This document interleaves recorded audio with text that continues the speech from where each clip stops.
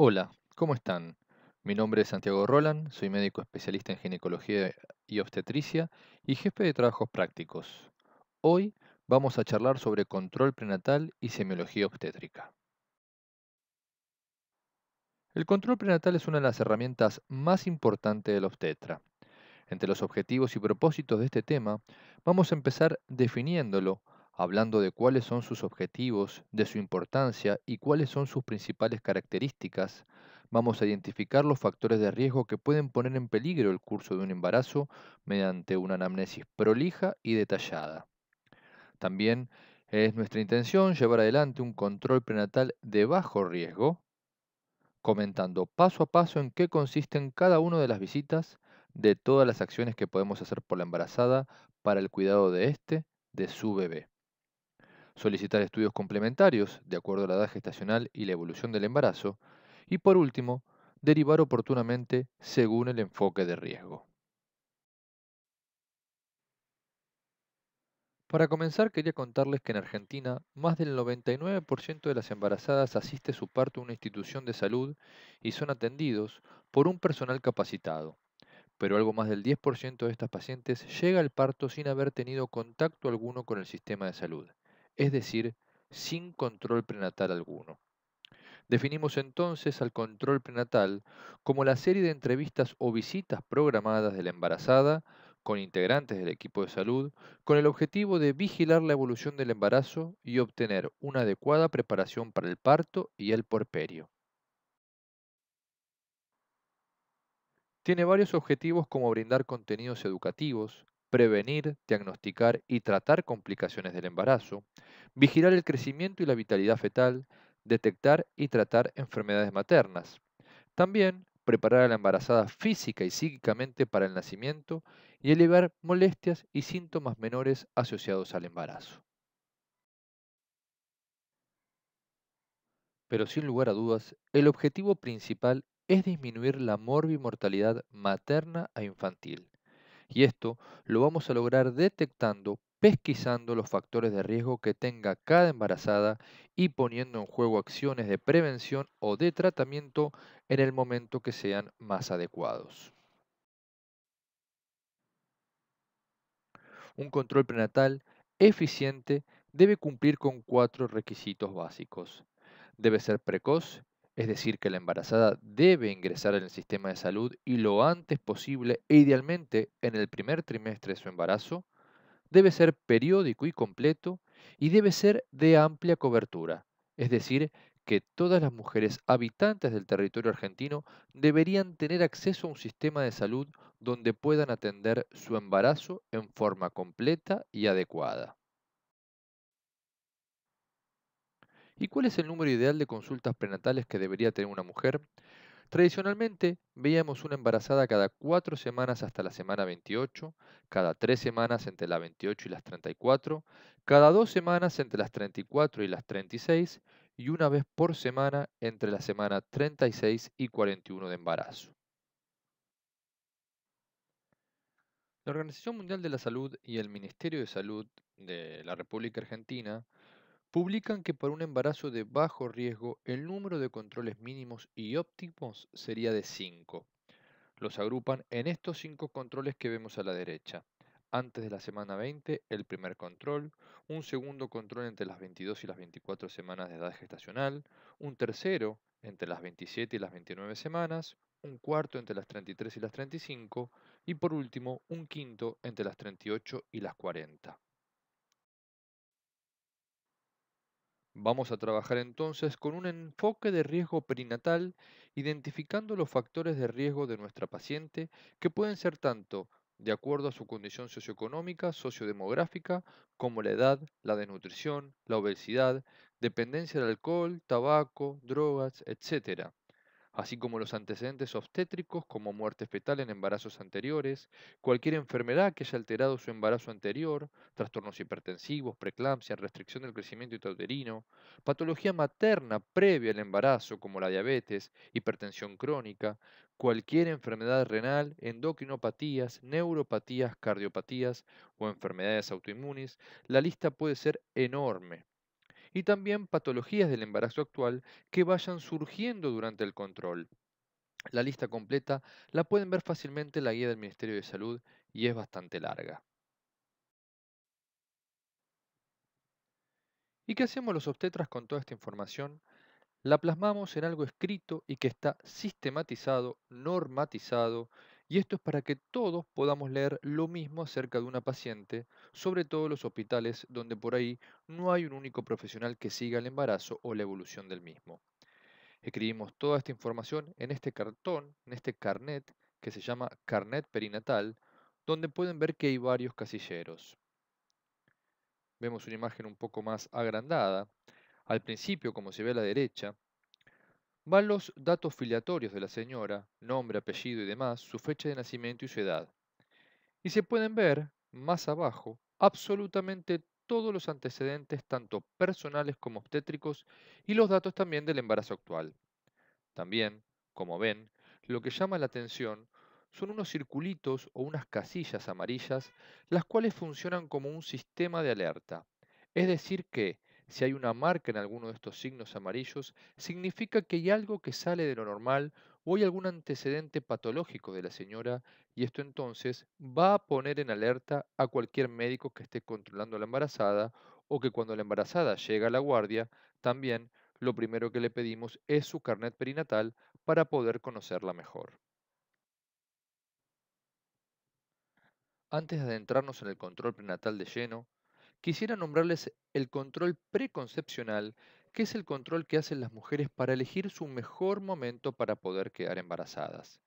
El objetivo de realizar una consulta en la etapa preconcepcional es lograr el mejor estado de salud posible al fin de alcanzar un embarazo en las mejores condiciones. Se deberá prevenir, diagnosticar y tratar las afecciones que puedan afectar a la futura gestación, evitándolas o disminuyendo su impacto en la medida de lo posible. ¿Qué vamos a hacer en un control preconcepcional? Bueno, aquí les dejo un listado de todas las acciones que debemos llevar adelante. Lo que nunca debemos dejar de hacer en toda mujer que se encuentra en búsqueda de un embarazo es indicar el ácido fólico. El ácido fólico lo utilizamos para la prevención de defectos del cierre del tubo neural en el feto, es decir, la espina bífida y la anencefalia.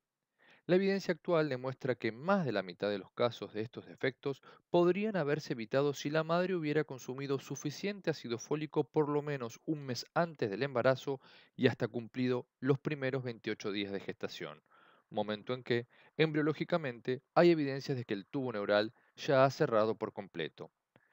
Las recomendaciones son las que ven escritas. Es lo que está escrito en todos lados, pero en la práctica, o por lo menos en la Argentina, la presentación de ácido fólico en pastillas es de 1 miligramo y de 5 miligramos.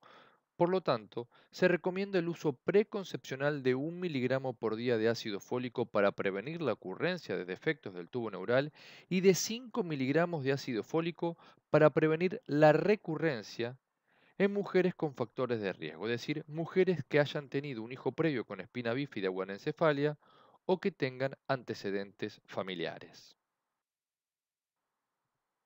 Y ahora sí, vamos a entrar en el control prenatal y vamos a ver qué vamos a hacer en la primera visita. Si tenemos la suerte de que la paciente consultó en el primer trimestre, entonces, ¿qué deberíamos hacer en esta primera consulta? Por supuesto, lo primero será abrir una historia clínica y realizar entonces una anamnesis completa y una evaluación de riesgo como ya hemos visto hasta ahora. Vamos a pesar y vamos a medir a la paciente y con eso calcular el índice de masa corporal e identificar madres que estén con bajo peso o madres que estén en riesgo de sobrepeso y obesidad. Vamos también a aprovechar para hacer un examen ginecológico completo si es que no lo tiene actualizado en ese momento. Esto significa hacer un Papa Nicolau y una colposcopía. Tal vez puede ser prudente guardar estas prácticas para un eventual segundo control y que la paciente no se sienta invadida por decirlo de alguna manera. Eso sí, asegurarnos de cumplirlo a lo largo de todo el embarazo. Tampoco hay que olvidarse de hacer el examen mamario porque si hay alguna patología mamaria es el momento para diagnosticarla y eventualmente tratarla. Y también es importante no olvidar mandar a la paciente embarazada a un control o a una interconsulta con el odontólogo, donde pueden detectarse infecciones y caries dentarias para tratarlas en ese momento, ya que se sabe que las infecciones dentales pueden aumentar el riesgo de parto pretérmino. Por ejemplo, a lo largo del embarazo, o mamás que son diabéticas, si tienen alguna infección severa de la boca, también esto puede descompensarlas. En cuanto al examen obstétrico, vamos a calcular la edad gestacional, vamos a tomar la presión arterial, medir la altura uterina y de acuerdo a la edad gestacional, vamos a constatar la vitalidad fetal. ¿Cómo calculamos primero la edad gestacional? Los obstetras, lo primero que vamos a preguntar a la paciente es su fecha de última menstruación. Cuando tenemos la fecha de última menstruación, la FUM, lo que hacemos es pasarla a un gestograma, que es lo que ven en la foto de la derecha, que es una ruedita de cartón, donde se pone entonces a la FUM y de acuerdo al día en que estemos va a dar el cálculo de edad gestacional. Lo cierto es que la gran mayoría o aproximadamente el 80% de las pacientes no sabe su fecha de última menstruación o no tiene ciclos regulares o estaba tomando anticonceptivos y dejó un mes de tomar o estaba amamantando y entonces lo que tomamos con más certeza es la ecografía del primer trimestre. Lo que ven a la derecha es una foto de una ecografía realizada entre las 11 y 14 semanas, donde puede medirse un LEM o longitud embrionaria máxima, y de acuerdo a eso, el equipo da una edad gestacional y esto sería como más certero. Si se puede contar con la fecha de última menstruación y eso correlacionarlo con la ecografía, por supuesto que sería lo ideal. Otra situación que puede pasar es que tengamos una ecografía previa a la semana 11, es decir, en la etapa embrionaria, y que también puede usarse para el cálculo de la edad gestacional. Y por último, otra situación bastante corriente es que la paciente no sepa su fecha de última menstruación, no tenga una ecografía del primer trimestre precoz y llega a la consulta luego de la semana 14 o luego de la semana 20 inclusive. ¿Y qué hacemos entonces? Usamos un cálculo por ecografía.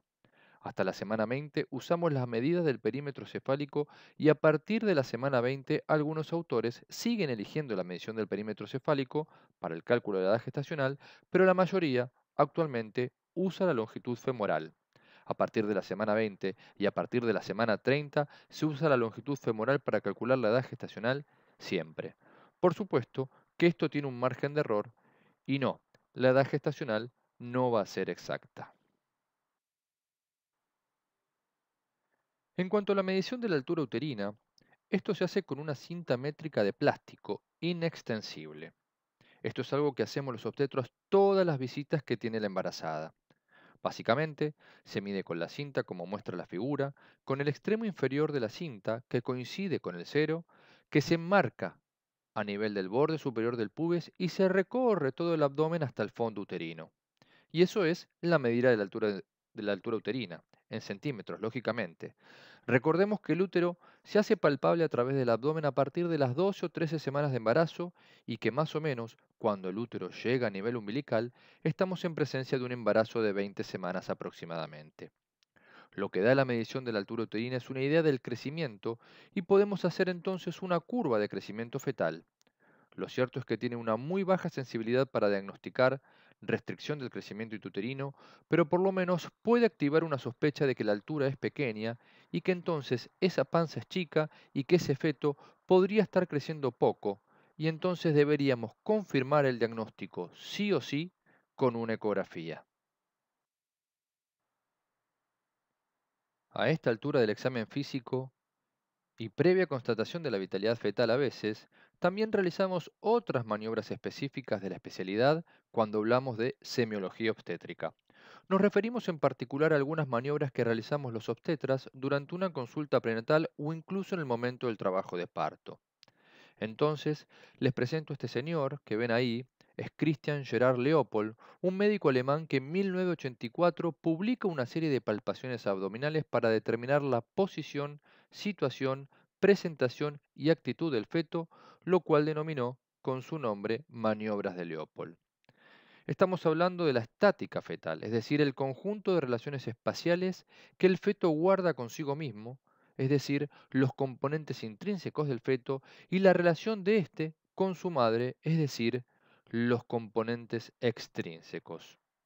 Todos los elementos así relacionados permiten ubicar el feto dentro del útero y son útiles para poder establecer diagnóstico y definir conductas antes y durante el trabajo de parto. Vamos a ver ahora qué significa cada uno de estos conceptos. La situación es la relación existente entre el eje longitudinal del feto y el eje longitudinal del útero. Así tendremos una situación longitudinal, una situación transversa y una situación oblicua. La posición es la relación entre el dorso fetal y el lado derecho o izquierdo de la madre. Podemos tener entonces un dorso derecho, izquierdo, anterior o posterior. La presentación se define como el polo fetal que se ofrece al estrecho superior de la pelvis y es capaz de desencadenar un trabajo de parto. Por lo tanto, si el polo cefálico es el que se está ofreciendo al estrecho superior, vamos a tener una presentación cefálica y por el contrario, si el polo que se ofrece son las nalgas, vamos a tener una presentación podálica. Y por último, la actitud, decimos, es la relación que guardan los distintos segmentos fetales entre sí, la cabeza, el tronco y las extremidades, y así podrá tomar el feto una actitud de flexión o de deflexión. Les dejo también esta diapositiva donde hay un resumen de los conceptos recién mencionados. Las maniobras de Leopold son cuatro. Se hacen con la paciente en decúbito dorsal. Las tres primeras se hacen desde los pies de la cama, mirando a la paciente a la cara. La primera maniobra sirve para el diagnóstico de situación fetal palpando el fondo del útero. La segunda para el diagnóstico de posición, reconociendo ambos laterales del útero en búsqueda de la columna vertebral del feto. La tercera maniobra de Leopold también la llamamos peloteo cefálico y nos sirve para determinar la presentación. Y por último, para hacer la cuarta maniobra, nos vamos a poner entonces mirando a los pies de la señora y nos va a ayudar para identificar la actitud fetal y el grado de encajamiento de la presentación, es decir, cuán metida tiene su cabeza adentro de la pelvis ósea. Para controlar la vitalidad fetal, cuando el embarazo es muy chiquito, antes de las 14 semanas, solamente puede verse la actividad cardíaca por ecografía. Pero a partir de la semana 14 podríamos escuchar los latidos con el instrumento que viene a la derecha, que es un detector de latidos cardíacos fetales electrónico. Es una herramienta que apareció no hace muchos años atrás.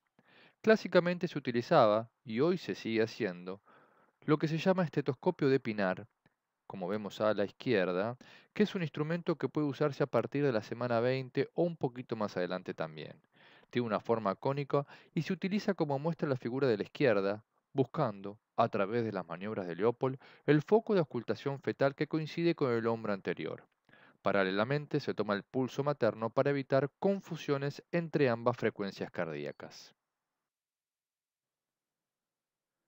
Entre los exámenes complementarios que vamos a pedir en esta primera visita, va a estar un laboratorio completo, grupo y factor de sangre a todas las pacientes que estén embarazadas, serología, que más adelante vamos a especificar cuáles hay que pedir, se pide también un urocultivo, vamos a solicitar una ecografía obstétrica de acuerdo a la edad gestacional en la que estemos y ya vamos a hablar un poquito más adelante de las ecografías.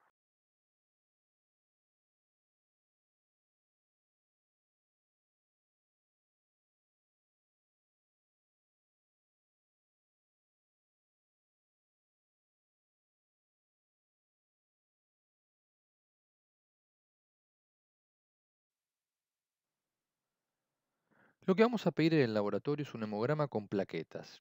En cuanto a la suplementación con hierro y ácido fólico, el Ministerio de Salud, dado la alta prevalencia de anemia en nuestras embarazadas, que puede llegar al 35% en el tercer trimestre del embarazo, aconsejan suplementar a todas las mujeres embarazadas desde el primer control hasta el término con hierro y ácido fólico.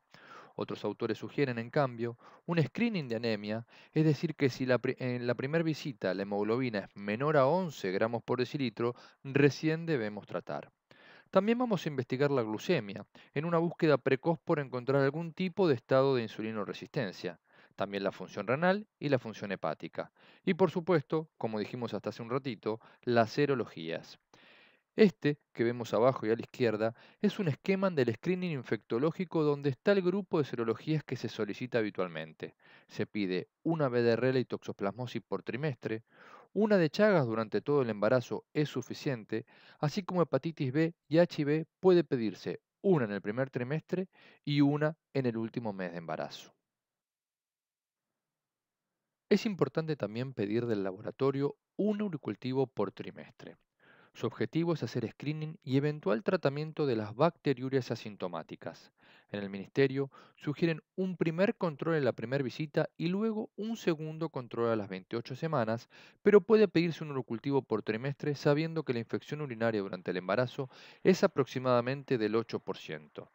Estas infecciones urinarias pueden convertirse en una de las complicaciones más frecuentes del embarazo, dando pielonefritis, parto prematuro, bajo peso al nacer y eventualmente rotura prematura de membranas. Sabemos que el microorganismo más frecuentemente aislado es el Escherichia coli, seguido por el grupo de Klebsiella enterobacter y Proteus mirabilis. Y una mención especial para el estreptococo del grupo B, que si el urocultivo sale positivo para el estreptococo del grupo B, es indicador de alto nivel de colonización materna y estas madres deberán ser tratadas en el momento del parto con profilaxis antibiótica, como veremos más adelante. El grupo y el factor debería pedirse, como se dijo, a todas las embarazadas y sobre todo tenerlo por escrito por más que la paciente refiere saber su grupo de sangre. Muchas veces nos encontramos con que realmente no era su grupo de sangre y sobre todo necesitamos saber las que son RH negativo, ya que necesitan un control especial, sobre todo si están sensibilizadas. Para saber si la madre está sensibilizada, vamos a pedir una prueba de CUMS indirecta. El Ministerio de Salud recomienda por lo menos pedir una de la primera visita y otra en la semana 28, o puede pedirse también una por trimestre. Si es negativo, y lo importante de esto es que debemos recordar y siempre hacer la profilaxis anti-D con inmunoglobulina en la semana 28, entonces todas las pacientes RH negativas no sensibilizadas deberían recibir una dosis en la semana 28 y una dosis postparto. Entre los estudios complementarios que solicitamos también están las ecografías obstétricas. Como mínimo, deberíamos pedir 3 ecografías a lo largo de todo el control prenatal. Una ecografía en el primer trimestre, una en el segundo y por última una en el tercer trimestre. Tenemos ciertas ecografías que son específicas, lo cual nos es más productivo pedirlas en un rango, en una determinada edad gestacional.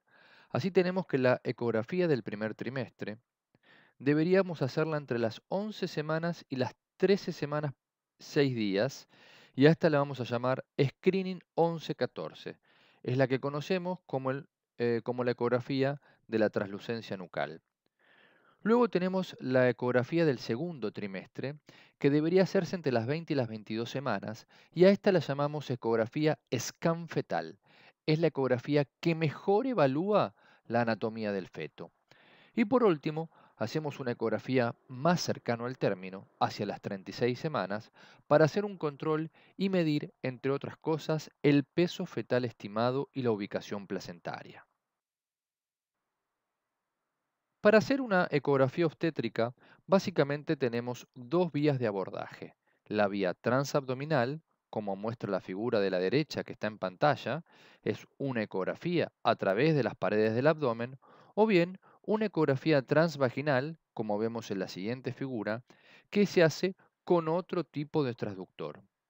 Esta vía, la transvaginal, es la más útil para hacer el screening de las 11-14 semanas. Estas son todas las indicaciones por las cuales podríamos pedir una ecografía obstétrica. Nos sirve para hacer diagnóstico de embarazo, confirmación de la edad gestacional, evaluación de la edad gestacional cuando la fecha de última menstruación no es confiable, hacer una evaluación de un embarazo múltiple, poder buscar malformaciones fetales y sospecha de cromosomopatías, es decir, en este screening de las 11-14 semanas, podemos hacer evaluación de las hemorragias de la primera mitad y eventualmente podemos hacer o nos puede ser de utilidad para hacer procedimientos especiales como biopsia de las vellosidades amnióticas. También nos es útil cuando tenemos hemorragias de la segunda mitad, específicamente para hacer una evaluación de la ubicación placentaria y diagnosticar una placenta previa, para hacer diagnóstico de alteraciones en el crecimiento fetal, tanto en más como en menos, así tenemos la restricción del crecimiento intrauterino y la macrosomía fetal, cuando sospechamos de alteraciones en la cantidad del líquido amniótico y otras utilidades como hacer la longitud cervical y el Doppler como otras herramientas también de la ecografía obstétrica. Como venimos diciendo entonces, entre las semanas 11 y 14 de gestación, vamos a pedir lo que se llama Screening 11-14 o estudio de translucencia nucal, que es para el diagnóstico de neuploidías o problemas de cromosomas como el síndrome de Down y otros menos conocidos como la trisomía 18 o la trisomía 13. Además, es el momento también oportuno de pesquisar preeclampsia y restricción de crecimiento intrauterino a través del Doppler de las arterias uterinas. ¿A quién le pedimos esta ecografía? Bueno, a todas las pacientes embarazadas. Es decir, esto de la translucencia nucal y de la pesquisa de preeclampsia y restricción del crecimiento intrauterino se lo pedimos a todas las embarazadas que veamos. No existe la que tiene antecedentes, no tiene antecedentes familiares, personales, factores de riesgo, no importa. A todas las pacientes embarazadas deberíamos pedirle esta ecografía entre las semanas 11 y 14. También, como dijimos, miramos el Doppler de las arterias uterinas que sumado a la medición de la presión arterial y los antecedentes de la mujer, tanto personales como obstétrico, se calcula un riesgo para desarrollar preeclampsia y restricción del crecimiento intrauterino a lo largo de todo el embarazo. Si ese riesgo da positivo, es decir, está aumentado, lo que podemos hacer por esta mujer es indicar aspirina en la dosis de 150 miligramos por día durante la noche antes de la semana 16 para que sea efectivo y hasta la semana 36. En cuanto al esquema de vacunación, todas las embarazadas a partir de la semana 20 deben recibir triple bacteriana celular sin importar el tiempo transcurrido del embarazo anterior y sin importar la edad ni el estado previo de vacunación con componentes de antitetánica. La vacuna antigripal, de acuerdo a la estación del año en que nos encontremos, y por lo tanto también se puede completar la vacunación antihepatitis B en el embarazo. Hasta aquí hemos visto todo lo que se hace en la primera visita.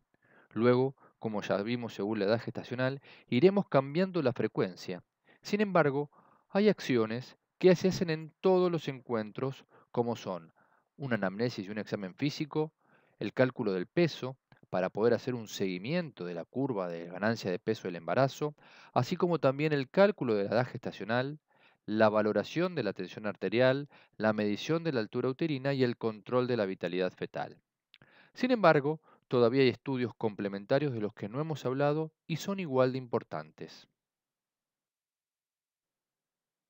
Las pacientes embarazadas entre la semana 24 y 28 de gestación tienen que hacerse una prueba que se llama PTOG o prueba de tolerancia oral a la glucosa o comúnmente conocida como P75, que es un screening universal, de vuelta, es decir, a todas las pacientes embarazadas entre la semana 24 y 28 deben realizarse con 75 gramos de glucosa y esto es para diagnosticar diabetes durante el embarazo. Previo a esto, de todas maneras, ya le habíamos pedido una glucemia en ayunas que si los valores fueran mayores a 100, estamos obligados a repetirla y eventualmente hacer el diagnóstico como muestra el algoritmo. Si la P75, por otro lado, es normal entre las 24 y 28 y la paciente tiene factores de riesgo, por ejemplo, haber tenido diabetes gestacional en un embarazo anterior o haber tenido hijos macrosómicos en los embarazos anteriores, se puede repetir la prueba entre la semana 31 y 33. Para ir terminando, en toda embarazada entre la semana 35 y 37 de embarazo, en el consultorio, con un hisopo como el que se ve en la figura, en la foto de abajo, se toma el cultivo para estreptococo del grupo B, el estreptococo beta hemolítico, con la mujer en posición ginecológica en la camilla y se toman dos muestras con dos hisopos distintos, uno que va a ser vaginal y otro que va a ser perianal o rectal. Esto se manda al laboratorio y esperamos luego el resultado. Esto es importantísimo, ya que si la paciente tiene un resultado positivo, es una indicación para la profilaxis antibiótica cuando esta mujer entra en trabajo de parto. Otras indicaciones de profilaxis antibiótica intraparto serían entonces haber tenido un hijo previo con sepsis por estreptococo y una bacteriuria por estreptococo en cualquier momento del embarazo que lo visualice el urocultivo, como también ya hemos visto. Ahora, si la paciente no realizó el cultivo por cualquier motivo, pero tiene los siguientes factores de riesgo, también debería recibir la profilaxis antibiótica. Estos son en trabajo de parto prematuro, es decir, antes de la semana 37 de embarazo, frente a la rotura prematura de membranas de más de 18 horas de evolución, y si la paciente tuviera algún registro febril durante el trabajo de parto. Cuando encontramos cualquiera de estas indicaciones, debemos indicar antibiótico-terapia profiláctica, como veremos más adelante. Último, otras acciones que también son parte del control prenatal son recomendar la lactancia materna, ofrecer charlas de cursos y talleres de preparto. Se puede entregar también material escrito sobre cuidados, controles y estudios que van a ir realizándose durante todo el embarazo, y cuando el embarazo llega a su fin, cerca de las 41 semanas, y si el parto no se ha desencadenado espontáneamente, lo que hacemos es derivar al efector de salud para indicar una inducción al parto. Esto ha sido todo. Les dejo el listado de bibliografía en la cual se ha basado la siguiente charla. Me quiero despedir, como siempre, sin antes dejarle mi correo por si tienen alguna pregunta o sugerencia. Muchas gracias.